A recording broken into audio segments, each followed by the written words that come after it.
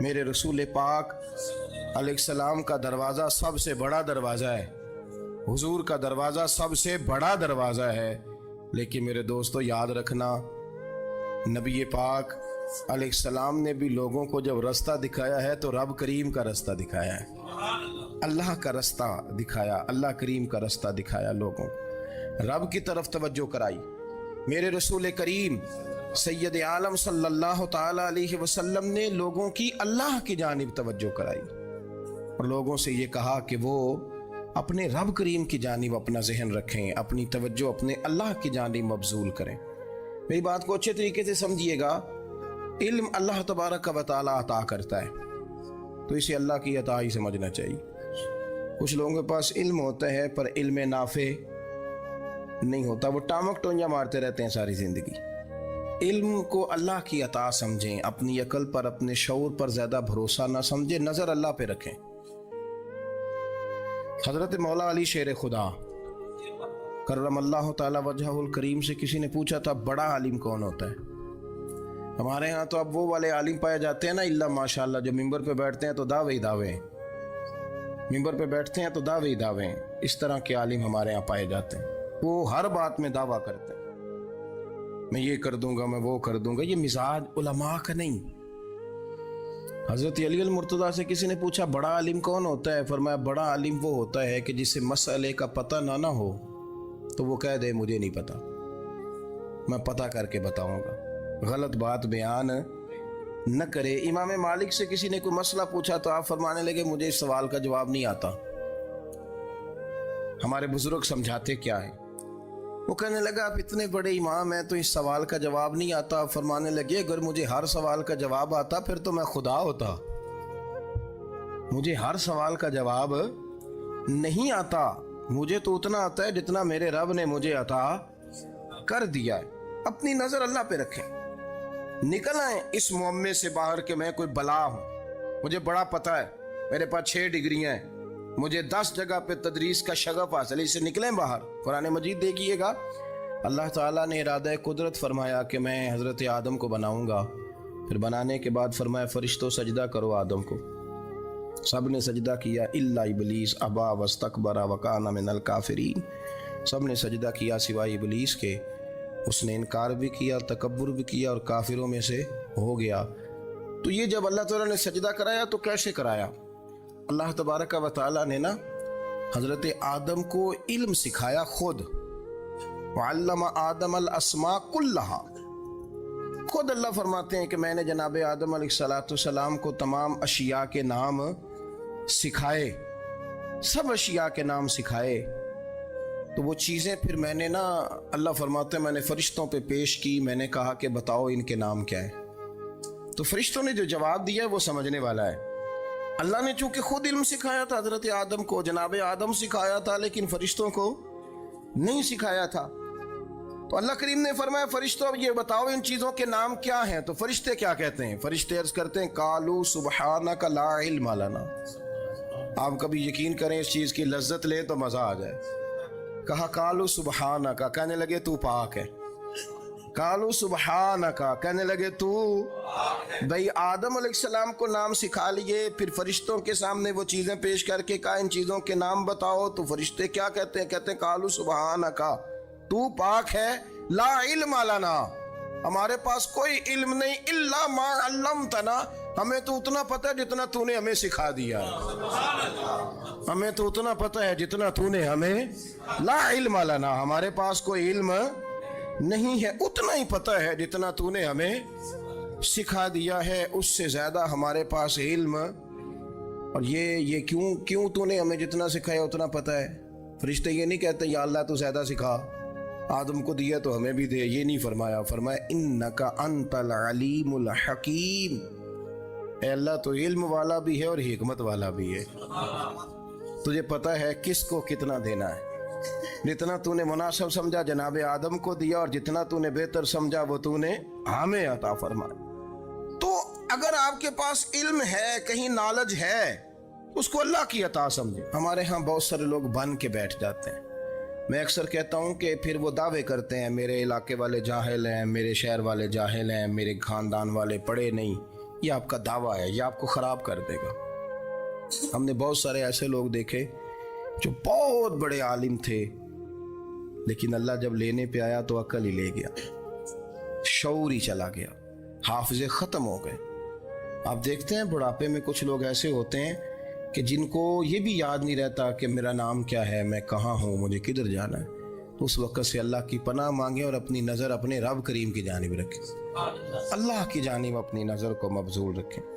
دوسری بات، علم کے بعد ایک چیز آتی ہے جس کا نام ہے ہدایت، جس کا نام ہے تقوی، جس کا نام ہے پرہیزگاری، جس کا نام ہے عمل، عبادت، ریاضت۔ یہ بھی اسی وقت ہی نصیب ہوتی ہے جب میرا رب کریم نصیب فرما دیتا ہے۔ ہم نے نا نیکی کا اپنا اپنا سٹیٹس بنا لیا ہے، اپنا اپنا معیار بنا لیا ہے۔ کچھ لوگ کہتے ہیں کہ جناب مسجد میں سیمٹ کا توڑا دینے سے بہتر ہے کسی غریب کو آٹے کا تھیلا دے دو۔ اب اس نے اپنا مزاج بنا لیا نا نیکی کا، اس نے اپنا سٹیٹس بنا لیا۔ میرا یہ سوال ہے کہ نبی پاک صلی اللہ تعالیٰ علیہ وسلم جب مدینہ شریف آئے تھے تو حضور نے سب سے پہلے غریبوں میں آٹا تقسیم کیا تھا کہ سب سے پہلے مسجد بنائی تھی؟ کیا عجیب لوگوں کا رنگ ہے، اپنی مرضی کی ہدایت، اپنی مرضی کا تقوی، اپنی مرضی کا معیار۔ مسجد کوئی بڑا چھوٹا خطیب بھی میری طرح کا ہو نا، تو وہ مسجد میں بیٹھ کے جب نبی پاک کی بات کرتا ہے تو کہتا ہے میرے رسول پاک غریبوں کا سہارا بن کے آئے۔ وہ غریبوں کی بات کرتا ہے، مسکینوں کی، لاچاروں کی، کمزوروں کی بات۔ تو مسجد ہی تو وہ ادارہ ہے جہاں سے غریبوں کی بات ہو رہی۔ تو اب لوگوں نے غریب کو اور مسجد کو لڑانا شروع کر دیا، اس کو لڑاؤ کہ مسجد میں پیسے دینے سے بہتر ہے آپ غریب کو آٹے کا تھیلا دے دیں۔ آپ یہ کیوں نہیں کہتے کہ مسجد میں بھی آپ توڑا دیں ایک سیمٹ کا اور ساتھ غریب کو بھی خدمت کریں؟ یہ کیوں نہیں تقویٰ؟ اپنی اپنی مرضی کا مزاج، اپنی اپنی۔ کچھ لوگ کہتے ہیں چھوڑو جی، ساری زندگی انسان نماز پڑھتا رہے اور پھر گالیاں بھی دیتا رہے، بندہ داڑھی بھی رکھ لے اور جھوٹ بولنا بھی نہ چھوڑے۔ تو یہ آپ نے اپنے پاس سے تقوی کا معیار بنایا۔ گالی دینے کا گناہ ہے اور داڑھی رکھنے کا ثواب ہے۔ تو اگر آپ داڑھی رکھے ہوئے ہیں اور آپ کوئی غلطی کر رہے ہیں تو اس سے آپ کی داڑھی کا ثواب ختم، اللہ کرے آپ کو سمجھ آئے میری بات۔ آپ کوئی غلطی کر رہے ہیں، داڑھی کا ثواب اس سے ختم، وہ اپنی جگہ پہ قائم ہے چیز۔ اپنی مرضی کا کیوں تقوی کا معیار بناتے ہیں؟ تقوی کا مزاج اپنی مرضی کا نہ بناؤ۔ اللہ کی بارگاہ سے دعا مانگو کہ یا اللہ ہمیں ہدایت کا نور عطا فرما، اللہ تو ہمیں رستہ دکھا، تو بتا کہ ہدایت کیا ہے۔ تو رب فرماتا ہے اللہ ولی الذین آمنوا، اللہ مومنوں کا مددگار ہے، یخرجہم من الظلمات الی النور، وہ انہیں اندھیروں سے نکالتا ہے اور نور کی طرف روشنی عطا فرماتا ہے۔ اندھیروں سے نور کی طرف اللہ لاتا ہے۔ اللہ ولی، اللہ مومنوں کا ولی ہے، وہ انہیں اندھیروں سے نور کی طرف نکالتا ہے۔ ہدایت ہمیشہ اللہ کی طرف سے سمجھے۔ جب وہ نماز کی توفیق دیتا ہے تو اپنے فضل سے دیتا ہے، جب وہ ذکر کی توفیق دیتا ہے تو اپنے فضل سے۔ ہم سمجھتے ہو جی فلانا نہیں پڑھ رہا بڑا بیوقوف ہے، فلانا نہیں پڑھ رہا، تو تم کیا اپنی عقل کے زور پہ پڑھ رہا ہے؟ میں جی اللہ کے فضل سے 2 سپارے پڑھتا ہوں، تو کس پہ احسان کرتے تو 2 سپارے پڑھ کے رویا کر کہ اگر مالک تو بڑا قریب نہیں۔ بڑے لوگ ہیں جن کو پورا قرآن حفظ ہے پر انہیں پڑھنے کی توفیق نہیں، تو انہیں فضل کیا اور مجھے توفیق دے دی ہے پڑھنے۔ رویا کر، پڑھ کے رویا کر، راتی ساری کر کر زاری، وہ نیند اکھاں تھی توندے تے فجرے اوہی گناہگار کہاون سب تو نیوے ہوندے۔ مہربانی کریں، ڈریں، نیکی کریں تو پھر ڈریں، پھر احساس پیدا کریں، پھر اپنے اندر وہ کمزوری لائیں، کہیں توبہ توبہ مجھے تو پتہ ہی نہیں، تو جانتا ہی نہیں۔ حضرت سیدنا امام اعظم ابو حنیفہ رحمۃ اللہ تعالی علیہ کے ساتھ ایک شخص کہتا ہے میں نے نماز پڑھی، تو عشاء کی نماز تھی۔ یہ جو لوگ بڑے ہوتے ہیں نا، جن کے پیار کرنے والے بڑے ہوتے ہیں، ان کے گرد خوف بھی بڑا ہی ہوتا ہے، انہیں بڑا ڈر لگتا ہے، بڑی بعض اوقات آزمائش ہوتی ہے ان کی۔ عشاء کی نماز کہتے پڑھی تو امام صاحب نے نا عشاء کی نماز میں تلاوت کی آیتیں فَمَن يَعْمَلْ مِثْقَالَ ذَرَّةٍ خَيْرًا يَرَهُ وَمَن يَعْمَلْ مِثْقَالَ ذَرَّةٍ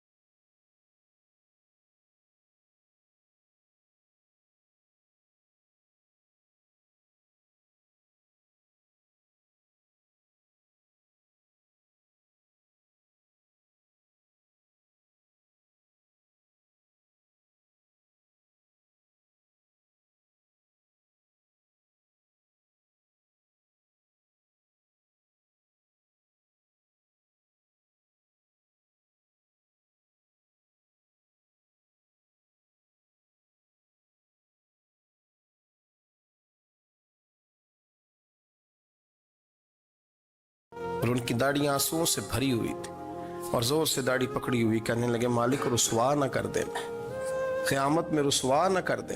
یار جو ہدایت یافتہ لوگ تھے وہ تو ڈرے ہوئے تھے، وہ تو سہمے ہوئے تھے، وہ تو کہتے تھے یہ اس کا فضل نہیں، اس نے بلا لیا، یہ اس کا کرم نہیں۔ حضرت بایزید بستامی کسی کافر کو دیکھتے تو رو پڑتے، کہتے مالک تو کتنا کریم ہے، یہ بے ایمان رہ گیا، تو نے اپنے فضل سے مجھے اپنے نبی کا غلام بنا لیا۔ وہ رو پڑتے۔ یہاں تو لوگوں کا دعویٰ ہی بڑا ہے۔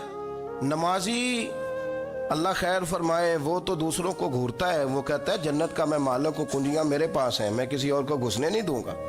اور اگر 2-3 حج کر لے تو پھر تو وہ کہتا ہے کہ اب میرے سے پوچھ کے لوگ جنت میں جائیں گے معاذ اللہ۔ اور اگر وہ 2 4 5 7 دفعہ کوئی نفل پڑھ لے تو پھر وہ کہتا ہے چھوڑیں جی سارے لوگ بے عمل ہیں، میں اکیلا نیک ہوں۔ نہ ایسا کریں، اپنی توجہ اپنے رب پہ رکھیں، اپنی توجہ اپنے معین الملت والدین، عطائے رسول، ہند الولی، غریب نواز، خواجہ معین الدین چشتی، حضرت خواجہ اجمیر، شاہ اجمیر، شاہ اجمیر، والی ہندوستان۔ آخری عمر میں نا سارا دن روتے گزر جاتا، ساری رات روتے گزر جاتے، ذرا سی کوئی بات کرتا تو رو پڑتے، آنکھیں آنسوں سے بھری رہتی۔ کئی دفعہ اپنے بھی پریشان ہو جاتے ہیں نا کہ یار تو ایک بات کی جان ہی نہیں چھوڑ رہا۔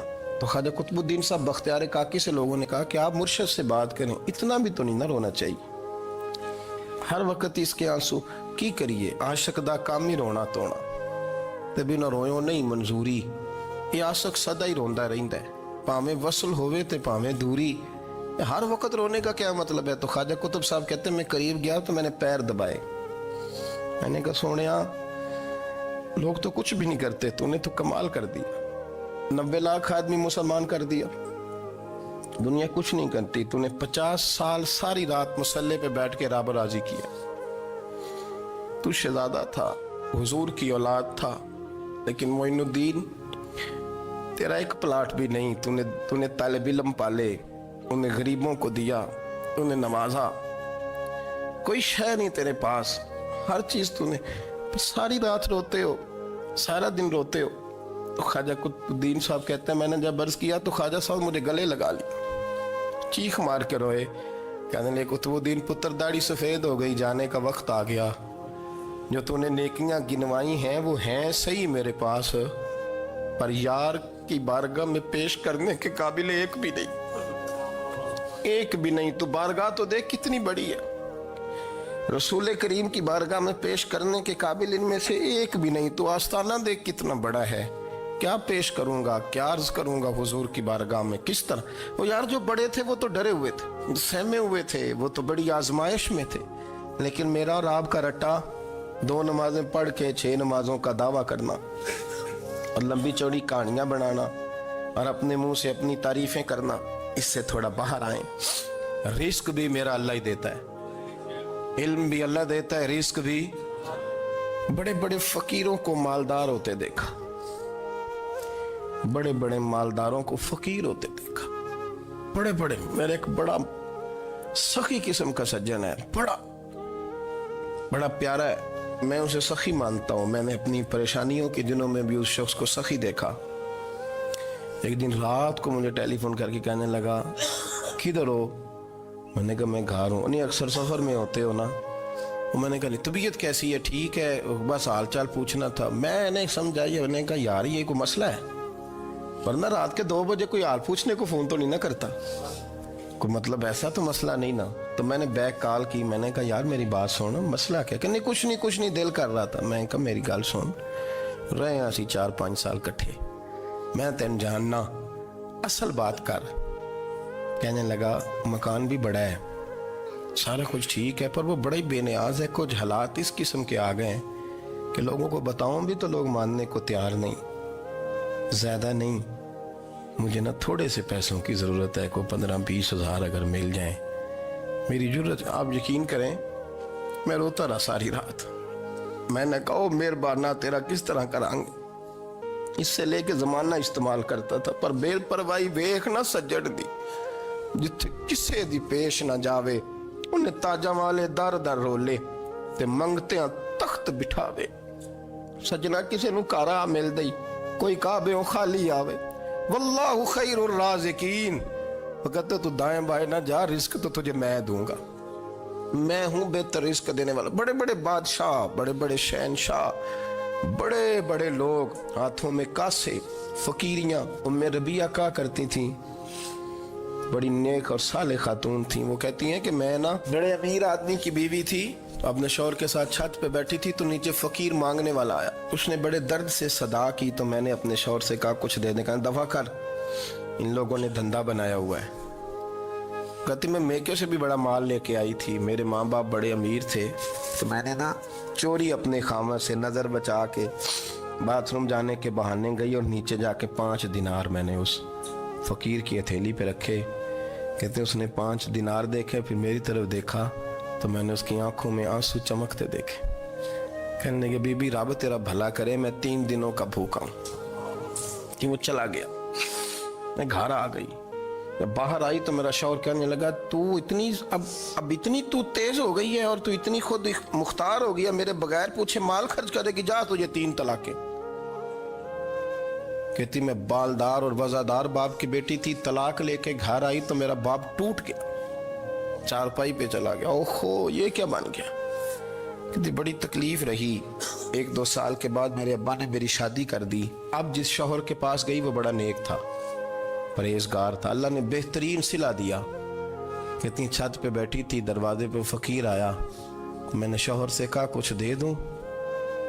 کہنے لگا 5 نہ دینا, 15 دینا, 20 دینا, میں فقیر ہوں, میں نے فقر سے دولت دیکھی ہے, اسے خالی نہ لوٹانا. کہتی ہے کہ میں نیچے گئی اور جب میں نے اس کی طرف دینار بڑھائے تو میری چیخ نکلی, پیسے پھینک کے میں بے ہوش ہو کے گری. میرا شوہر نے آ کے اٹھایا, اندر لے گیا, پانی منہ پہ چھڑکا. کہنے لگا تجھے کیا ہوا.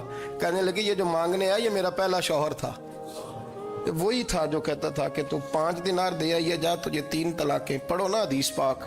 میرے نبی پاک علیہ السلام نے فرمایا ایک بندہ گنجا تھا. گنجا, کوئی ترتیب آگے پیچھے ہو جائے تو مفہوم کے لحاظ سے, لیکن میں مفہوم اس کا واضح کرتا ہوں. ایک گنجا تھا, کوئی شے نہیں تھی, سر پہ بال بھی نہیں تھے, رویا کرتا تھا. اللہ تعالیٰ نے فرشتے کو بھیجا, تجھے کیا چاہیے. تو کہنے لگا بال آ جائیں اور تھوڑا مال آ جائے. فرشتے نے ہاتھ پھیرا تو بال بھی آ گئے تو بکریاں بھی آ گئیں, لائنیں لگ گئیں, مال ہی مال ہو گئے. دوسرے کے پاس گیا, وہ کوڑا تھا, اس کو جا کے کہا کیا چاہیے. کہنے لگا شفا ہو جائے اور کچھ اللہ تعالیٰ آسانی کر دے. شفا بھی ہو گئی, گائیں بھی دے دی, بھینسیں بھی دے دی, مال ہی مال ہو.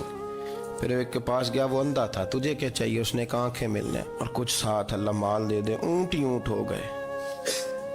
جب بڑا نواز دیا تو پھر مالک نے امتحان لینے کا ارادہ کیا. یاری تیری سونا ہے پر آزمائشاں بھی تیریاں اگ.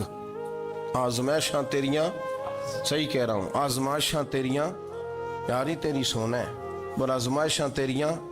اے سونا پرکھیا جامدائی, پہلو نہ لگاں دے لگ. اللہ نے فرمایا آزمائش کرو. سب سے پہلے گنجے کے پاس آئے, اسے کہا اللہ کے رستے میں کچھ دیکھنے لگا, میرے خرچے ہی بڑے.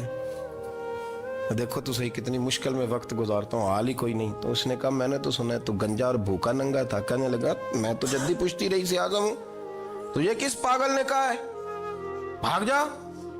اس نے کہا اچھا جیسے تو تھا ویسے ہی ہو جائے. کھیت کھلیان اجڑ گئے, پھر سے گنجا ہو گیا.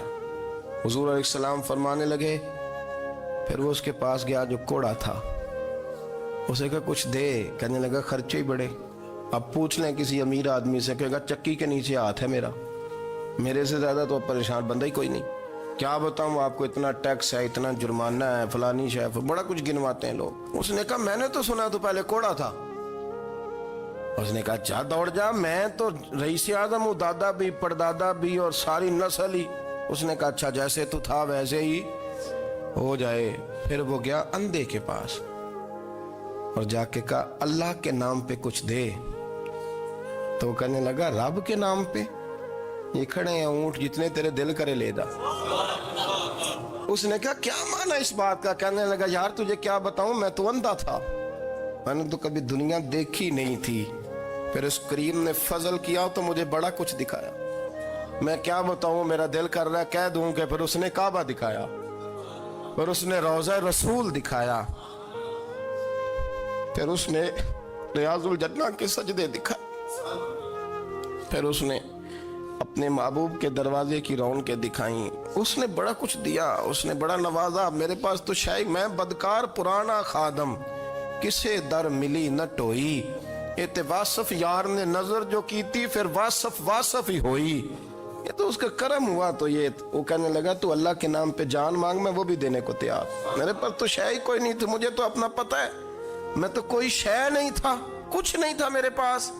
یہ تو ان کا کرم ہے کہ رخ ان کا ادھر ہے، اور مختصر سی میری کہانی ہے، یہ جو بھی ہے ان کی مہربانی ہے۔ تو وہ کہنے لگا میں بھی کچھ لینے نہیں آیا تھا، تیری آزمائش ہی کرنے آیا تھا، تیری عزتیں بھی سلامت رہیں گی، تیرا مال بھی سلامت رہے گا، تیری شفا بھی۔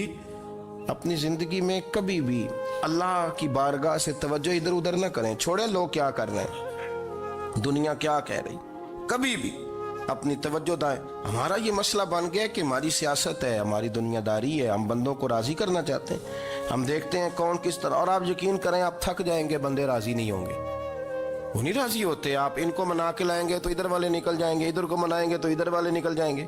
اس چکر سے باہر آئیں، اس رب کو راضی کریں جو فرماتا ہے ان الذین آمنوا وعملوا الصالحات سیجعل لهم الرحمن ودا۔ فرمایا تو ایمان لانے کے بعد نیک عمل کر، میں لوگوں کے دلوں میں تیری محبت پیدا کر دوں گا۔ رحمان لوگوں کے دلوں میں محبت ڈال دے گا، اللہ لوگوں کے دلوں میں۔ اپنی نظر ہمیشہ اپنے رب پہ رکھیں، اتنی لمبی چوڑی دنیا داروں سے امیدیں نہ وابستہ کریں۔ میں نے دیکھا ہے لوگ کا سالے سی